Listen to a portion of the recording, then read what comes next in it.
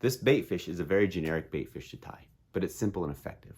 The idea is to tie it in a neutral color and at the end come back with markers to finish it off to your specific fly fishing needs. A list of materials will be in the description below if you want to tie along. It was tied by my buddy Ryan. He's a fantastic fly tyer and a fireman, so please forgive his chewed up fingers.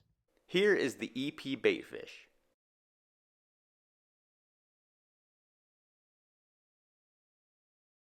The first step is to create the cocktail of fibers that make up the body. White EP fibers, UV minnow belly, and polar flash is what makes up this cocktail. Each fiber is cut down to roughly 5 inches and blended together until each is completely intermixed evenly. There are so many different fibers you can use for this body, so don't limit yourself to the 3 that I've used. The hook size and type will vary depending on where you want to use this fly. You can easily go with a saltwater hook, but because I don't live near salt water, I'm going to be fishing for bass. Therefore, I'm using this bass stinger hook. Secure your thread and wrap it to the 3/4 mark on your hook.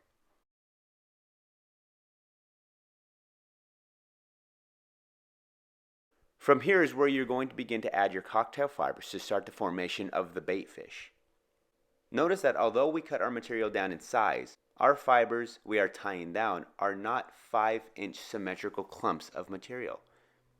We pull the material to create a nice natural taper to start off the baitfish. Once those materials are secure, pinch and twist the material on the hook shank. This is a subtle detail to this fly, but will make all the difference in the end result. What we are doing is flattening the materials on either side so that we are forming a flat fish-like body to the fly. Once that is complete, pull back the remaining materials so that they as well are being secured back, adding to the tail. As you secure even those materials, you add the pinch technique to flatten the fibers on each side of the hook. Once secure, bring your thread to the hook shank, just past where you secured down the previous materials, and do it all over again. Notice that when the materials are first secure, we leave them loose so that when being secured, the materials will be evenly distributed around the shank of the hook, rather than all just on top of the shank. This even distribution will make or break the overall look of your fly. As always, be sure to flatten the materials on the flanks to ensure that flat fish body.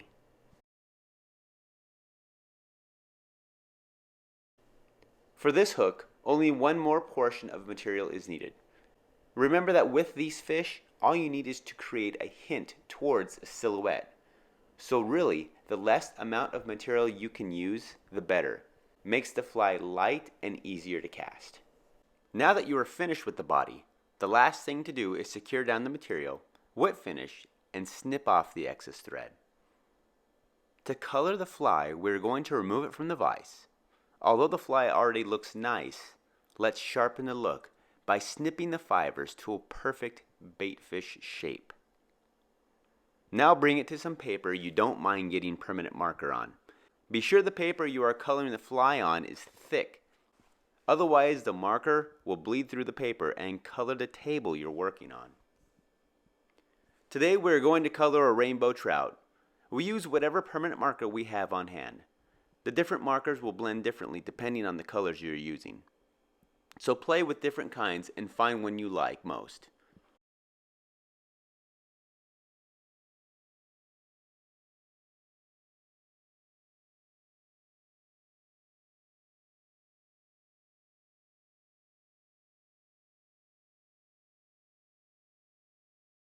Once your fly looks the way you want it to, it's time to give it some eyes.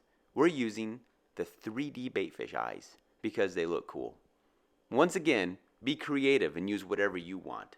Although the eyes we're using have a sticky back, we use some Zap Gel to add extra durability to the eyes.